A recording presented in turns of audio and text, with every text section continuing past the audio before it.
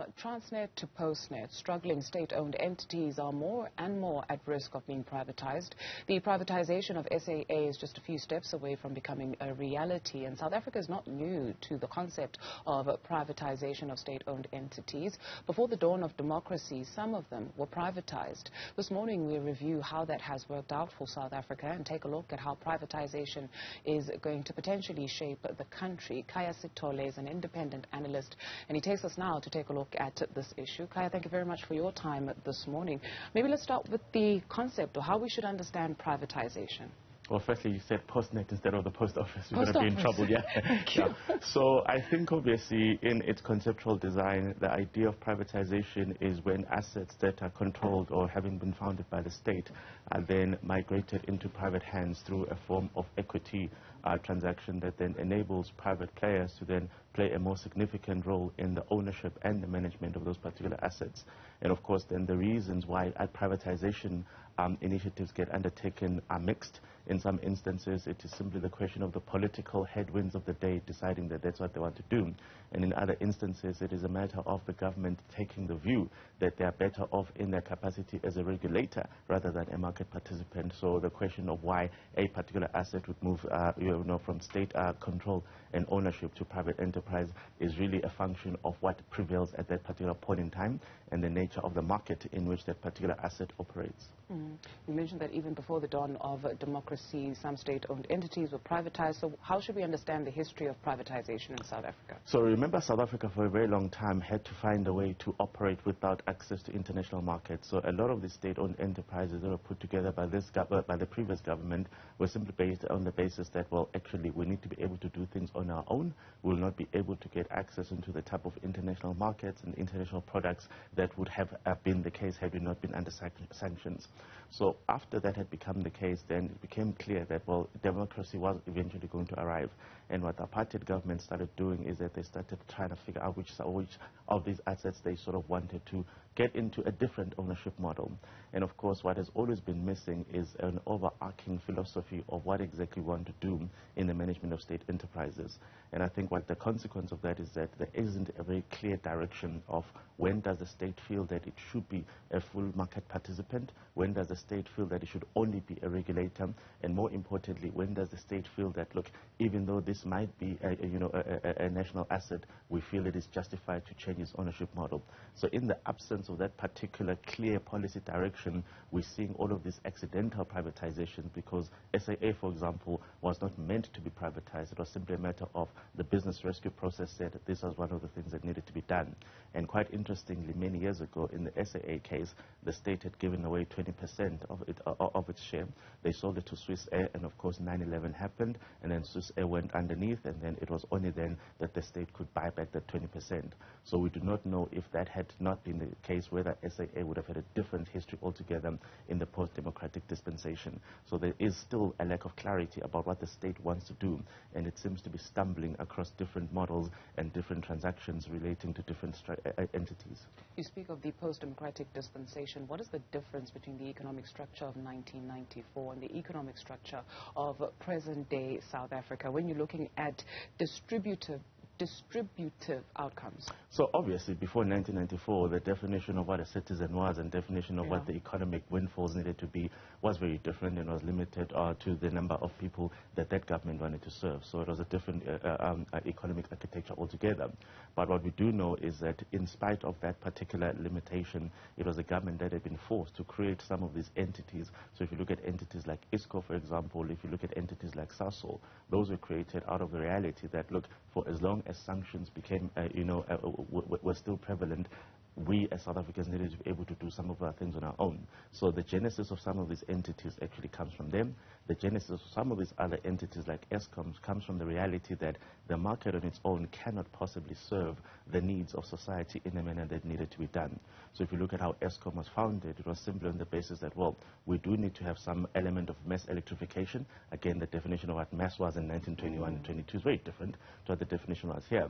But then the government had the view that they had to step in, because if you left it to private enterprise, they would only do it in pockets of excellence, in particular islands, and you wouldn't actually have it reaching out to the citizens at large. So the state had to step in because the market on its own couldn't do it.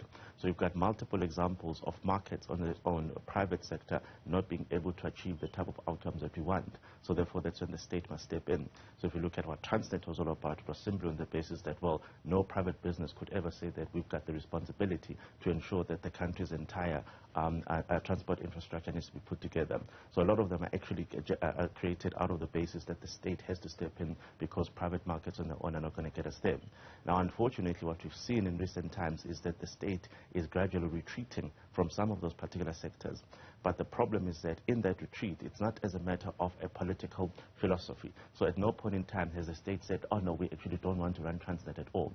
It has been a consequence of how poorly it's been managed. It's been a consequence of how much it's struggling to raise funding in the capital markets, which has then forced them to turn around and say, well, actually, perhaps private partnerships are the way to go. So it isn't a matter of a state, model that says, well, this is what we want to do with all of these assets. It's now accidents that are happening at every different state enterprise. So if you look at the Transnet story, if you look at the SAA story, and if you look at what they seem to be trying to do with Eskom, all of these things are simply a matter of the government being squeezed, rather than him having a strategic model to say, this is how we want these state assets to be run. What does that speak to, Khaya Sithole?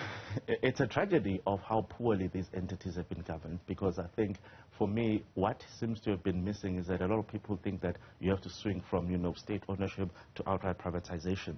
But I've always believed that what we failed to explore was the professionalization and the corporatization of these particular entities. Because if it turns out, and we've seen in the case of the SABC, that a lot of the problems that the SABC had was simply because of how badly it was managed politically.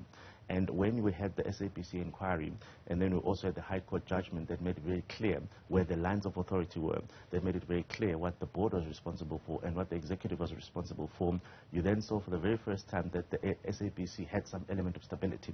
So you had a board that finished its term, and you had a CEO who actually finished his term. So what those particular interventions, legal interventions, did is that they brought the SABC an element of insulation from the political interference. And that clearly seems to have been what made the SABC in recent years different from the other entities. The other entities do not seem to have that type of insulation. So there's clearly far too much in the way of interference. If you look at the question of which minister actually runs Eskom today, you get different answers depending on the question, on the basis of the question. So are you talking about, the country's energy policy? Are you talking about the shareholding? Or are you talking about the generation problem? Because it now looks like it reports to 3 different ministries. So I think because we haven't got the right political management model for these particular entities, a lot of them are simply hoping that the political principles of the day do not essentially imperil their capacity to deliver. And I think when the president said he put together an SOE council, the hope was that finally we were going to have a very clear outline of how the state interprets its role in the management of these state enterprises, in the ownership of these state enterprises, so that if somebody says, oh, by the way, in this particular entity, these particular factors have materialized, we all know that, well, the state has decided that if this is the issue, this is what happens next. But right now, it's simply a mixed model, and nobody really knows what the big idea is. Because then you've got some sectors of the population that believe when you speak of the accidental privatization of SAA, what we're seeing with Transnet, what we're seeing with Eskom in particular, is that too an accident? Because some sectors of society believe it's actually deliberate to break down these entities so that they can be privatized. We'll get into the pros and cons of what it means for you and I a little bit later on, but is it an accident really? Well, some people do speculate that it looks like it's part of a coordinated effort, but we actually have no concrete evidence that says that a group of people sat around one day and said, look, the best way to steal those particular assets is to, cripple them so that we get to that stage. So that's a matter of speculation. But also I think the people that say that are people who do have anxieties about how the state seems to have sat idle and watch all of these things actually materialize, because you'd have imagined that you need one case study to show you that, look, if these entities are not governed properly, if these entities are not funded properly, and if these entities are subject to the type of political interference that actually cripples them, then it is inevitable that you're going to end up in a point of desperation. So you needed one case study, and for everybody to say, okay, we do not want that to happen again, so therefore let us do better in relation to the other entities. So the fact that you haven't seen that then bolsters this argument that, well, perhaps it is a coordinated effort at crippling these entities, but there actually isn't any hard evidence that says that there is some, shadow cabinet sitting somewhere saying that how do we steal the next one? We do not have that evidence. No, we do not. Let's talk about Transnet. Let's focus on that one, as it has said in the name of improving efficiency, it's now selected a Philippines headquartered port operator for Durban Pier 2. Given the state of the lack of rail in this country, how is that issue being dealt with, or what should we understand about how it's being dealt with? When you take a look at an impact for you and I, there was a survey that was done recently in terms of the most used mode of transport. It's not even taxis. There's not even talk about trains because they're not even on the radar. So obviously, I think the Transnet problem has been one of the great crises of modern times, and I think probably alongside Eskom, it is our biggest headache as a country. So what you've seen in relation to Transnet is that there are a lot of external factors. So the question of theft and what has been happening to their infrastructure, that's a big problem. That speaks to the criminality that has been embedded in society. But then there's also been the question of the strategic drift that we've seen internally within the organization, where it hasn't been very clear for a very long time what it is that the state believes the role of Transnet ought to be. Because once you define what the role ought to be, well, then you must fund it adequately. So obviously, in an instance where we now see a Transnet having to go out and say, look, we clearly do not have the capacity on our own to run this particular asset. We do not have the capacity or the finances on our own to actually run the Durban port, for example. Then Transnet then has to say, well, if this thing has to be viable, then we need to explore different mechanisms. So we know that they've then said that they're going to allow third-party access to the rail infrastructure, so that's obviously a form of a private-public partnership. And then what you're seeing with the Durban conversation is a matter of, well, we need to set up a separate entity that's going to actually co-manage this particular asset, because on our own we're unable to do it. So all of those things then force you to go back and say to the state, well, when the state was told, because Transnet does keep telling the state that, look, in order for us to be able to do this, in order for us to address these issues, this is the type of capital that we need, but obviously that capital does not become available.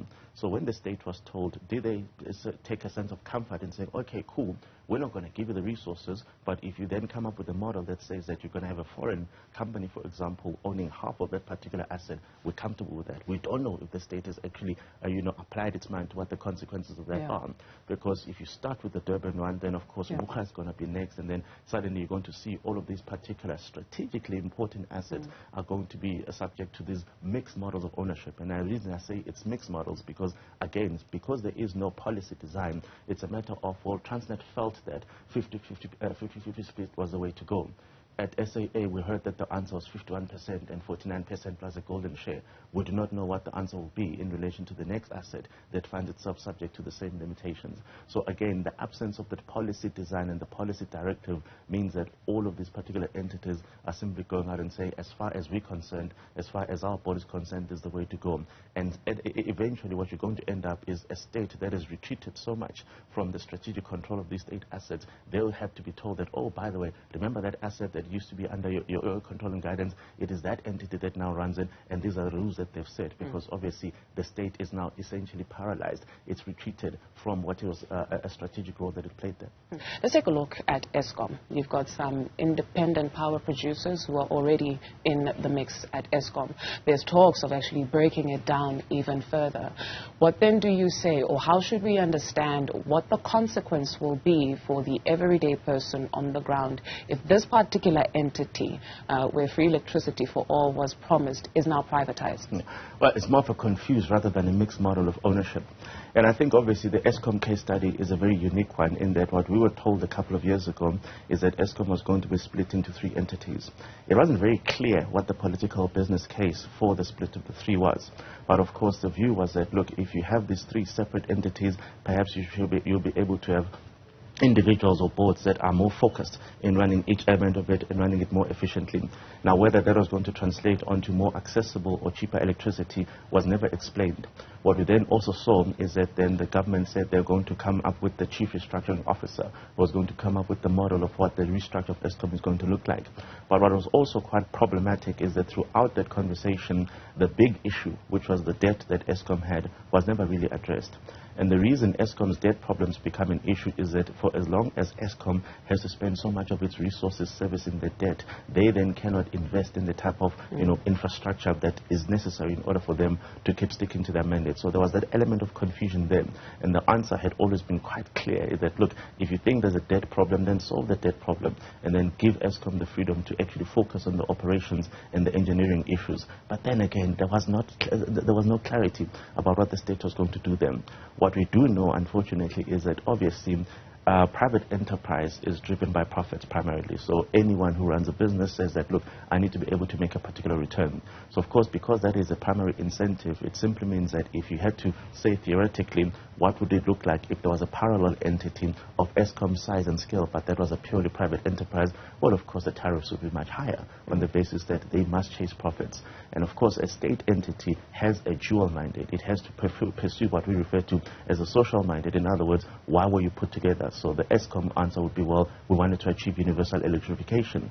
And then the question of how do you remain viable in executing that mandate then becomes a second problem. If it was a private enterprise, the private enterprise wouldn't feel that it has an obligation to fulfill a social mandate, because that's not what private enterprises do.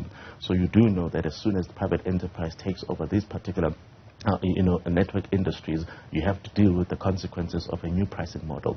And of course, if you had a society where people were fully employed and our incomes were good enough to be able to absorb all of these things, that would be a different conversation. But we're a country where far too many citizens struggle to make ends meet. So of course, what that will do is that it will expose them to an even greater cost of living crisis if you went for outright privatization. So that is the type of policy conversation that should be happening about, well, now that we know what our circumstances are, now that we know what the needs of our citizens are, how do we manage, how do we run these entities in a manner that ensures that they are able to execute on that social mandate and then remain viable? That is not something that we've mastered. Has privatization benefited South Africa? ISCO, Telkom, you take a look at Cecil. Cecil right now is before the Competition Tribunal, Competition Commission.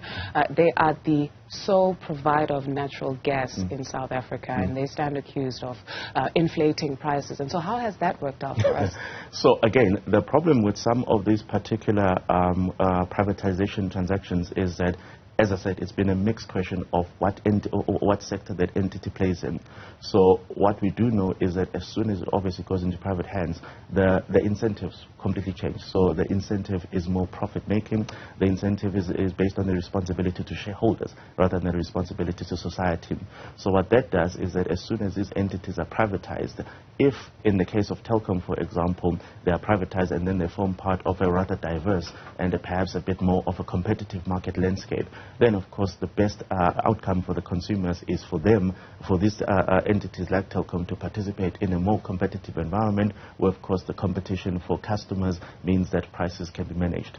It is more difficult if these entities operate in monopolistic or oligopolistic markets where there's still far too few players, because then if there's few players in the market, it simply means that the incentive for driving down prices is not very high. So you have to be able to ask yourself the question that if you then say that this must be an entity that is privatized, for example, does that then enable South African consumers to access those resources, to access those goods and services for a lower price than before?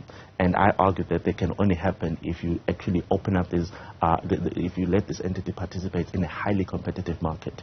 In the case of electricity, clearly that's never going to be the case. You're not going to have 10 entities with the scale and the size and the competitive and the scale of Eskom. So therefore, you're not going to see those competitive dynamics driving down prices in a manner that you may see in a ShopRite, for example, where obviously the market is quite wide and there's a lot of players.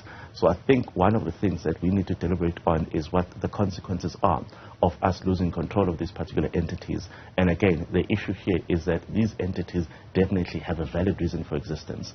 If the reason we're talking privatization is simply because we haven't managed to run them properly, then that's what we must deal with before we vault into what may be really an irreversible state of affairs, because many years later governments will then struggle to buy these entities back if somebody woke up and said, but actually that was the wrong policy choice to actually move these things into private hands. In 2023, South Africa was hit by cholera. And so you take a look at some of the wastewater treatment plants and how you hear they were built back in the 50s, how they haven't been maintained or upgraded. And you ask yourself, how far is too far? Will we now go into privatization where water is concerned? So that's the problem that you find when we do not take care of public assets. Because what happens is that if you don't do the proper maintenance and the upgrade, and you essentially allow these resources to decay, firstly what you see is the emergence of a parallel market. So for the people of Hammanskraal, for example, the most obvious explanation of that would be somebody says, oh, the public water infrastructure is not working out, here are the JoJo tanks. That is actually the emergence of a parallel market that says, well, the state has failed in relation to that, so therefore here we are as private entities giving you an alternative. You similarly see that particular conversation coming through when somebody says, well, actually, that particular public infrastructure is no longer working, we are going to create our own. And of course, for you as a citizen, well, here's something on the side that works. Why would you then remain emboldened to something that doesn't work? So you're forced to migrate onto this private asset, and you have to pay for it. So that is the consequence of us not taking care of this infrastructure. But also, more problematically, is that the longer you delay it, the more expensive it becomes to actually deal with these things. So by the time you then decide that actually want to do this, we need to fix it, you probably then realize that it can no longer be maintained. It needs to be restructured and restored and restarted again. And there are significant costs associated with that. So because we do not do all these important things, all these painful things on an ongoing basis, by the time we then have to deal with it, it is far more punitive. And then you'll discover that an entity like that will then say, well, actually we do not have the money to be able to do this. So if we don't have the money, then the state says, well, go out into the capital market and raise some money. And that is the classic case of what we've seen at Transnet, because the state says, well, if that's what you guys need, we don't have it, so go and find it elsewhere. And that is how privatization creeps into this as a matter of accident rather than policy design. Accident. I love how you keep on saying it's a matter of accident. What is the unintended consequence of these accidents that keep recurring in this country? More so when you speak of the socio-economic dynamics, right? You speak of the majority of the people in South Africa who are already pinched. Education is privatized. Security, we understand they employ more people than the police, right? And they're so equipped. It is privatized in South Africa. G4S with the escape of Thabo Bester now exposing that, privatization of prisons as well. Again, going back to how far is too far, what is the unintended consequence of this? The most obvious consequence is obviously a denial of access of these services to citizens, and that denial of access happens explicitly and implicitly.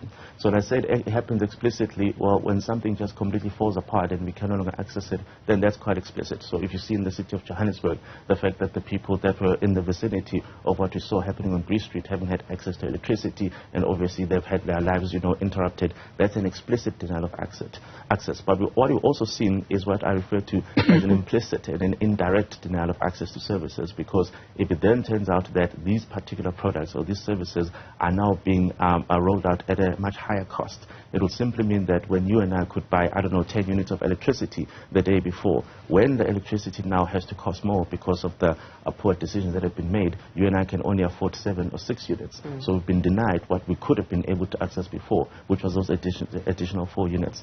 But I think what we also seem to lack as a country is a very cogent, research program that understands what the implications are at the most granular level, that understand what the implications are on the citizens at large before particular policy decisions are made. So obviously the closest we can get to that is when NERSA then asks Eskom, okay, when you ask for a tariff increase of 18%, what are the consequences going to be? Similarly with the other energy companies, when they go to the regulator, they have to sort of explain, well, this is the reason we're asking for this particular tariff, this is what it's going to cost us in order to be able to deliver this. So you can clearly see that, look guys, if you don't give us this particular tariff, then that's where we're going to end up. But in many other sectors, we do not do that particular analysis. So I cannot tell you whether it's been a good thing that telecom moved from state hands to private hands. I cannot tell you whether it's a good thing that Transnet is now, facilitating third-party rail access, because we do not have the evidence yet. So until that evidence comes, we cannot answer the question of, well, what are the consequences of this particular policy steps, these particular policy decisions on the citizens that actually put the politicians who make the policy choices in charge. How much is data? How much is a train trip from Soweto to Sandton or Soweto to the airport? Is it even there?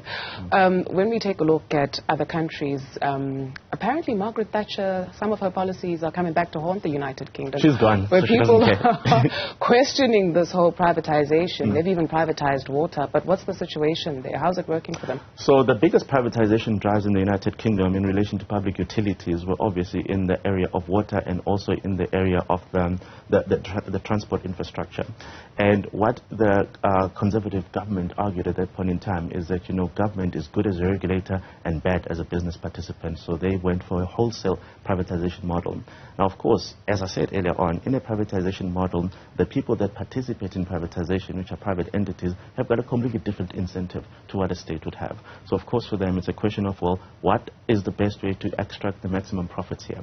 And one of the ways which has now turned out to be the case is that if you want to, maximize your profits, well, you need to cut down your costs. And those costs mean the maintenance of this particular infrastructure. So in some of the case studies in the UK, for example, when it comes to water infrastructure, some of the entities that obviously now run them as private entities have said, well, the best way to maximize profit is to avoid wasting money on maintaining and upgrading this infrastructure. So then many years later on, when people then realize that actually the infrastructure is no longer fit for purpose, those people have extracted those profits in the form of dividends every single year, and then you can't go back to them and say, oh, by the way, we gave you a dividend 10 years ago, but it turns out we should have used it in order to fix this infrastructure. That's not how private markets work. So then what then happens is that when citizens say we've got a problem here, the state again has to come back and say, well, actually, in order for us to avoid getting voted out, we need to step in. So they basically end up fixing the problems created by the private markets when the private markets only came in because the state itself said, well, actually, we don't think this is the business we should be in. So you need to be very clear in understanding what are the type of industries and the sectors where the state's involvement is important in order to make sure that the social mandate is never undermined. And when you go for this outright privatization model, when you know what the incentives are underpinning private enterprise, you have to be able to live with the consequences. The Secretary General of the ANC in the past couple of days, in one of the many conferences that the party has held, he spoke about tenders and how tenders are presenting a problem and how it is weakening state capacity. And so there's a need to actually insource instead of outsourcing, or privatization. Help. I can't help him. So again, in that particular instance, you have to be able to ask from the state, surely there are parts of what you do that are permanent in nature. So if you look at SASSA, for example, SASSA will always pay social grants. So the question is, why would you then need to outsource that service to a company like CPS? Because clearly, because it's going to be a permanent feature of what you do, you're better off being able to do it internally. You're better off being able to build that internal capacity to do it. And then the state didn't do that. So we've seen multiple instances of where the state has said, look, because we as a state have got obviously the biggest budget that you can have out there, one of the instruments that we want to use in order to facilitate, the overall transformation of the economy is to be able to say we as the state are going to support these particular enterprises. So the tender system actually has legitimacy on the basis that the state, if the state says we want to run an economy of a particular nature, it also needs to be able to assist businesses participate in that. However, what the state seems to have failed to do is to distinguish between the type of services that are so permanent in nature it only makes sense to do them in-house versus those that are ad hoc in nature, where it can say, well, we want to build a particular facility. Clearly, there's a 2 or 3 year project. There's no need for us to create a whole new division that's going to do that because 2 or 3 years later, there'll be nothing to do. So, of course, and then that's when the tendering process needs to come in because you're dealing with, a temporary provision of a service. So in the South African case, it seems that we simply said, well, whenever the state has to enter into procurement, then let us go to the outside. Let us go through the tender process. And what that does is that obviously because those are private enterprises, they are there for the duration of the project, they are there for the duration of the contract, and then they obviously have to go and pursue other opportunities. And what you're seeing is that within the state itself, the capacity to then understand how these things need to be run has not been institutionalized. So even now when we heard about the Brief Street thing, then there was a question of, oh, actually we need to find forensic investigators to actually explain to us because they do not exist within our architecture. So for as long as you have that particular problem, you're going to have these particular dimensions where the state feels that actually it is so much more dependent on private enterprise, on third parties, in order to do some of the things that are quite critical in nature. So when the Secretary General of the ANC raises it, you then have to say, again, this is a policy conversation.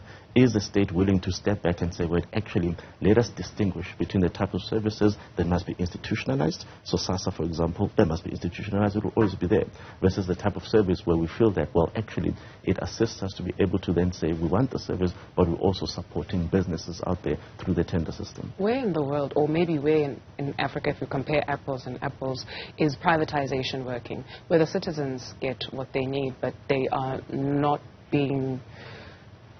You don't have to give up an ear to get water. I would say privatization works well when there's proper regulation. So if markets are properly regulated, then the state is able to say, look guys, you as market participants are providing this particular service, but what we're seeing is that the citizens that should be benefiting from that service are simply not getting that benefit. Please could you go and relook at your product design, you know, and your market fundamentals in order to make that happen.